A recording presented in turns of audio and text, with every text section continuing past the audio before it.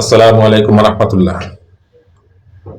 আমি মোহাম্মদ খুরশেদ আলম, কর্মরত আছি oriental health care centre, Muttalib বিলা, জিন্দাবাজার, সিলেট। আপনারা যাদের নাকে অ্যালার্জি আছে তাদের জন্য আজকের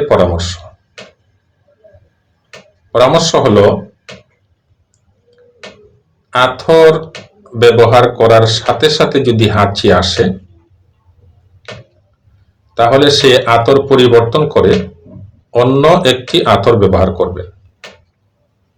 কারণ যে আতর ব্যবহার করলে সাথে সাথে হাঁচি আসে সে আতর পরিবর্তন করতে হবে, আর না হয় আপনি অ্যালার্জির কারণে কষ্ট পেতে হবে। ধন্যবাদ সবাইকে। আসসালামু আলাইকুম।